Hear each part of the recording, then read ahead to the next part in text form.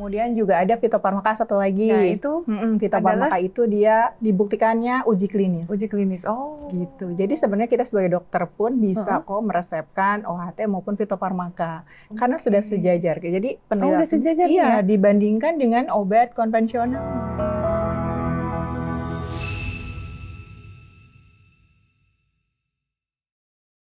Hai semua lovely people, senang banget ketemu lagi di channel aku Raisa Broto Asmoro.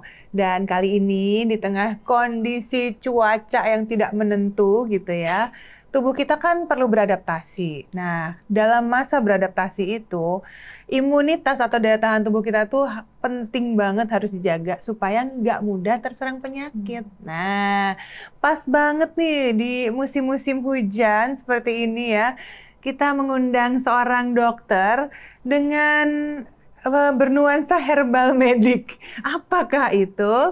Sudah bersama Dr. Rianti Maharani. Apa kabar, Dok? Kabar baik, Dr. Raisa. Dr. Rianti MSI. Iya. Apa itu, Dok, MSI? Ya, MS itu saya dapatkan karena mengambil keilmuan Magister Herbal Medik. Ya. Ini pasti banyak yang belum tahu nih, lovely people. Ya, jadi kalau Herbal Medik itu nggak ditempuh melalui jalur spesialisasi, Dok. Bukan PPDS ya. Bukan pendidikan spesialis, tapi master kan berarti kan? Tapi master ya? degree. Jadi mengambil keilmuan jalur S2 ya, Magister. Kebetulan yang mengadakan itu di Fakultas Farmasi. Oh. Jadi bukan di Fakultas Kedokteran. Belajarnya obat-obat dong ya berarti ya? Iya, belajar farmasi, biokimia, farmakologi, dan sebagainya. Jurusan IPA nih udah kebayang nih ya, isinya rumus ya kan, udah kombinasi obat-obat gitu ya. Jadi kalau waktu kita kedokteran kan hanya sekilas ya, ketika belajar tentang obat-obatannya. Nah, ketika kita mengambil lagi ilmu farmasi itu lebih detail lagi. Pasti, apalagi ini hubungannya sama herbal. Apa bedanya? Maksudnya ini kenapa harus spesifik herbal medik? Iya, karena kan herbal ini lebih kepada warisan turun-temurun. Nah, sekarang ternyata sudah banyak pembuktiannya, sehingga kita bisa pelajari. Nah, namanya herbal medik. Nah, ini definisinya herbal sendiri apa? Herbal itu bahan alami. Bahan alami. Ya, bisa didapatkan dari tumbuhan, hewan, mineral, dari produk laut. Berarti semua bahan-bahan yang ada di sekitar kita gitu ya? Ya, yang berkhasiat obat. Berkhasiat, yang berkhasiat untuk obat-obatan. Jadi kategori dalam definisi obat herbal sendiri itu apa dan bagaimana? Ya, sedangkan dari BPOM sendiri menggolongkan obat itu menjadi 3 kategori. Menggolongkan obat tradisional menjadi 3 kategori. Yang pertama jamu, yang kedua obat herbal terstandar, dan yang ketiga fitofarmaka, Dok. Fitofarmaka. Iya, kalau jamu penggunaannya beda. Kita udah tahu nih ya, jamu kan banyak banget. Dari zaman dulu udah banyak mbok-mbok jamu. Itu gimana tuh? Nah, sedikit berbeda artinya. Karena yang di sini dimaksud adalah klaimnya didasarkan pada pembuktian empiris atau pengalaman turun-temurun.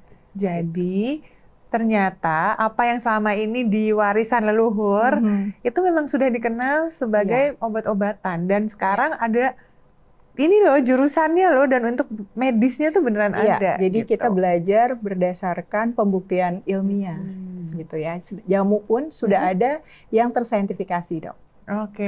Dan Kementerian Kesehatan juga dulunya benar-benar sebelum ini ada yang di bawah kementerian namanya Dirjen Kesehatan Tradisional ya, yang memang di situ ada satu badan yang mengurusi tentang penelitian tanaman obat di Tawangmangu, Solo, Karanganyar. Iya, pernah tahu tuh saya tuh. Dan itu macam-macam banget kan, memang Indonesia kaya banget ya. Itu semua tanaman yang ada di sana tuh memang dibudidayakan begitu ya? Dari hulu ke hilirnya sih, Dok, dari mulai budidaya, pasca panen, lalu penggunaan bahkan ke kliniknya. Itu pemerintah sudah punya pilotnya lah di situ, bahwa ini loh contoh penggunaan tanaman obat gitu ya, yang langsung diaplikasikan ke pasien. Sehingga dari sana kan itu dia penelitian berbasis pelayanan. Jadi didapatkan 11 ramuan jamu tersaintifikasi. Wow. Gitu. Dan memang karena Badan POM sendiri juga sudah, berarti tadi udah mengkategorikan, udah memasukkan si obat-obat, itu ya obat herbal berarti ya? Iya, obat herbal. Jadi yang kedua itu obat herbal terstandar ya, itu sudah dibuktikan melalui uji preklinis atau hewan coba. Berarti kan mirip sama tata caranya obat-obat penelitian pada umumnya nih, obat konvensional. Apa obat kimia, ya, gitu saya ya. lebih menyebutkan konvensional sih, atau obat prescribing atau obat yang diresepkan ya. Kemudian juga ada fitofarmaka satu lagi. Nah, itu fitofarmaka itu dia dibuktikannya uji klinis. Uji klinis. Oh. Gitu. Jadi sebenarnya kita sebagai dokter pun bisa kok meresepkan OHT maupun fitofarmaka. Karena sudah sejajar. Jadi udah sejajar ya? Dibandingkan dengan obat konvensionalnya. Gitu loh, lovely people. Ini salah satu contohnya. Seledri ditambah kumis kucing itu untuk obat hipertensi. Dibuktikan dengan amlodipin. Oh, gitu. Tapi terus kalau misalnya kita bandingkan dengan obat yang selama ini kita udah tahu gitu ya, apalagi kalau saya kan masih di kedokteran biasa ya, istilah konvensional tadi ya, itu berarti dari sisi keamanannya itu juga diuji dok, uji toksisitas, terus uji keamanan itu sudah melampaui gitu. Ya karena tadi Badan POM juga udah masukin di situ ya, selama sudah dapat izin Badan POM pasti. Iya. Kita pun kalau misalkan mau membuat obat gitu ya, itu untuk memiliki kategori itu harus ada tuh data uji toxicity-nya gitu. Jadi sebegitu gitu ya pemerintah kita tuh melindungi konsumennya. Melindungi dengan memanfaatkan apa yang sudah di sekitar kita, yang warisan leluhur ya, sudah siapkan gitu ya, ternyata bisa bermanfaat. Iya, betul. Berarti kalau kita sebagai dokter meresepkan gitu ya, jamu gitu, sebenarnya nggak apa-apa juga berarti ya? Kalau jamu kalau saya ya merekomendasikan sih. Karena kan memang itu pembuktiannya baru secara empiris ya. Kita sebagai dokter kan harus evidence-based medicine atau IBM. Jadi kalau misalkan yang fitofarmaka boleh tuh kita resepkan, dan sudah banyak ya. Contohnya misalkan kunyit, di dalam kunyit itu diambil senyawa kurkuminnya. Banyak kok fitofarmaka yang mengandung kurkumin. Iya benar-benar. Gitu. Kadang-kadang kalau anak-anak nih dikasih obat yang mengandung kurkumin juga supaya nafsu makannya lagi sakit nih tetap meningkat, yang gitu-gitu ya. Ekstrak temulawak juga bisa dapat tuh. Bisa gitu ya. Iya. Jadi bisa kombinasi benar ya? Bisa dikombinasikan. Wah, keren juga ya. Indonesia berarti bisa punya resep yang beda ya sama negara-negara lain. Bisa loh, dokter-dokter Indonesia bisa kayak menggabungkan gitu kan. Kalau kedokteran kalau kita tarik balik, kita dapat ilmu pelajaran kedokterannya ini kan dari Belanda ya. Iya, kedokteran barat istilahnya. Kedokteran barat gitu. Kalau dulu mungkin kita diajarinnya kedokteran dari Tiongkok, mungkin kita belajar itu juga ya. Lebih ke situ. Nah, ini sekarang diambil garis tengahnya herbal medik, jadi menggunakan herbal tapi yang aman, ya gitu, yang sudah dibuktikan dan banyak penelitiannya. Benar. Jadi saya pun tidak bisa merekomendasikan untuk herbal-herbal yang data penelitiannya masih sedikit. Nah, gitu. Apalagi kalau yang masih metik sendiri ya. Sebenarnya bisa dok, tapi yang penting kita tahu kalau misalkan tanaman itu bisa bermanfaat untuk apa dan cara pengolahannya seperti apa. Takutnya tapi satu nggak sih, kalau kita metik mangga aja nih dok ya, misalnya nih, kalau saya kan ngebayangin dalam satu pohon nih mangga banyak nih buahnya, terus saya metik dari kanan dari kiri, dahan kanan dahan kiri gitu, terus saya bisa ngerasain ini buah rasanya beda, yang ini lebih manis, yang ini lebih asam gitu. Ini kan berarti kandungan gulanya beda, kandungan lain-lainnya bisa beda gitu ya. Nah kalau daun kita main petik tanpa kita tahu dosisnya, takarannya yang terkandung misalnya di dalamnya juga kan harus hati-hati gitu kan. Betul dok, betul. Jadi memang sebaiknya terstandarisasi. Nah itu, terstandarisasi gitu. Tapi nggak apa-apa karena kita tuh sebenarnya yang namanya jamu terlepas dari penggolongan BPOM tadi ya dok, memang sudah digunakan lebih dari 7 generasi. Iya sih. Ya kan, jadi memang itu sudah terbukti keamanannya secara empiris ya. Contohnya rempah-rempah yang banyak digunakan itu biasanya digunakan pada jamu. Contoh temulawak. Nah temulawak nih yang baru diresmikan sebagai tanaman herbal Indonesia unggulan. Di HKN kemarin dok. Keren. Jadi itu yang insya Allah itu jadi kebanggaan Indonesia. Lah. Gitu. Terus kemudian kunyit ya kan, lada hitam, banyak kan rempah-rempah. Termasuk rempah-rempah itu ya. Ternyata dok, kunyit di dalamnya ada kurkumin. Dia tuh akan lebih powerful ketika ditambahkan lada hitam dok. Untuk penyerapan lebih baik. Oh gitu. Karena ini rempah-rempah Indonesia ya. Pantesan dulu pada datang ke Indonesia ya pengen ngambil rempah-rempah. Ternyata. Dan kenapa jamu itu terdiri dari berbagai macam tanaman obat disatuin jadi ramuan gitu loh, nggak tunggal ya. Ternyata kayak gitu. Setelah dibuktikan, oh iya begitu ya combine lebih bagus hasilnya gitu, begini gitu karena ya. bisa memiliki efek sinergis, memperkuat gitu. Nah, makanya memang jamu ini merupakan warisan leluhur kebanggaan Indonesia dan insya Allah akan diresmikan ya sebagai kekayaan budaya Indonesia di UNESCO dalam waktu dekat ini. Ya. Wow, keren. Semoga lancar. Keren banget. Dan jamu itu memang filosofis sekali, Dok, sebagai warisan budaya. Jampi lan usodo. Itu kata berasal dari dua kata. Memangnya dari Jawa sih, tapi dari Jawa ini ke Nusantara akhirnya ya kan. Jadi pengobatan yang didasarkan pada doa juga.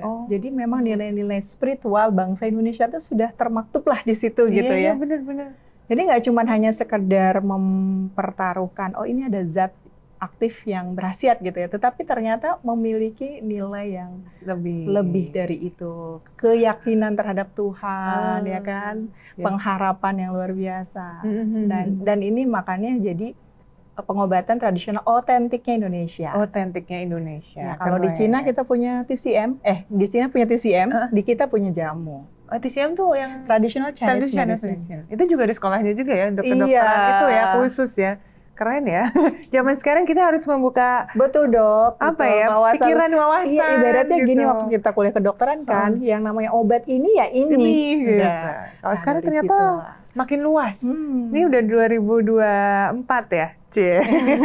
Ini sudah harus mulai mengembangkan sayap, membuka gitu ya, apa-apa yang baru yang bermanfaat buat semuanya. Tapi memang tetap harus hati-hati dong, karena sama seperti obat konvensional, ada efek samping dong.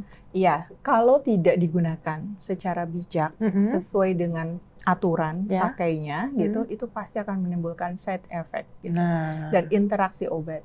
Sehingga untuk masyarakat ya pintar-pintar dalam menggunakan apabila memang mau menggunakan herbalnya gitu, dan jangan sungkan untuk berkonsultasi. Harus konsultasi juga. Jangan mentang-mentang ini kan herbal, kesannya kayak apa ya, lebih aman gitu kan, karena ada asumsi memang dari alam. Tapi hati-hati itu tadi, tetap ada kandungan di dalamnya yang harus kita antisipasi. Jadi jangan asal ngeracik-ngeracik tanpa diketahui ya kan, konsultasi dulu sesuai dengan kaidahnya, penggunaannya seperti apa. Iya, betul. Paling banyak nih yang menggunakan atau diberikan resepnya obat herbal itu untuk apa? Penyakit atau orang-orang yang membutuhkan apa? Biasanya penyakit-penyakit yang ke arah sindrom metabolik, gangguan metabolisme, gitu ya, seperti kolesterol tinggi, kemudian hipertensi, dan penyakit-penyakit degeneratif.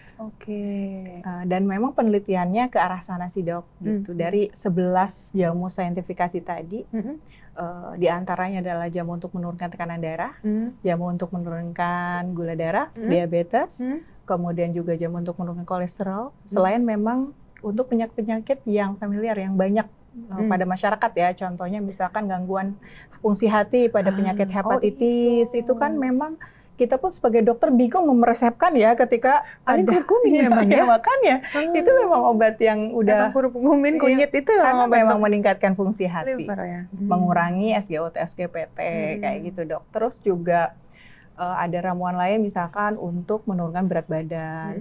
Jadi kemarin-kemarin jamu saintifikasi ke arah sana gitu untuk pembuktiannya. Saya pun merekomendasikan ke masyarakat yaitu jamu-jamu yang sudah dibuktikan secara ilmiah gitu, atau dibuktikan secara empiris memang yang sudah dari sananya. Misalkan kunyit asam ya, kunyit asam kan kita sudah kenal dari dulu. Iya. Ya, dan tapi saya baru tahu kalau kenapa kunyit sama asam baru sekarang-sekarang ini setelah saya belajar. Ternyata memang kunyit itu dia memiliki anti nyeri yang kuat.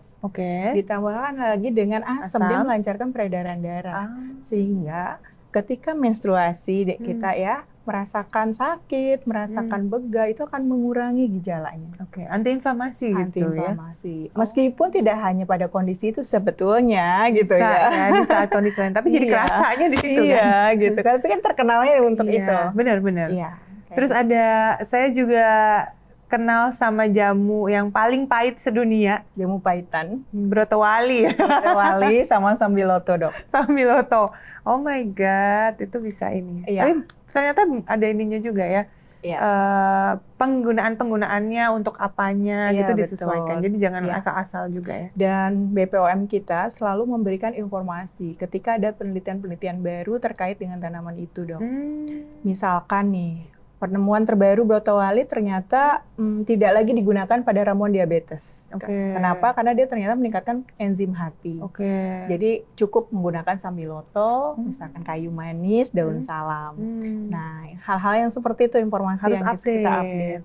Dan sebelum-sebelumnya juga BPOM selalu memberikan kesempatan buat kita gitu ya, mengundang misalkan mau mengkaji tentang sebuah tanaman, mahkota dewa gitu. Khusus di situ tuh dari hulu ke hilirnya dibahas tentang mahkota dewa. Dari mulai budidayanya, dari orang pertanian biasanya narasumbernya, kemudian juga setelah itu industrinya juga gitu yang mengembangkan itu, lalu praktisinya juga yang meresepkan. Jadi kita selalu mendapatkan, oh ini ada informasi terkini gitu. Jadi benar-benar harus lifelong learning. Benar-benar, karena akan selalu ada update ya. Dan bahkan Badan POM sendiri juga kemarin tuh baru mengeluarkan banyak sekali buku, termasuk salah satunya membahas tentang herbal ini kan ya. Dan itu menarik juga, bisa dibaca-baca tuh.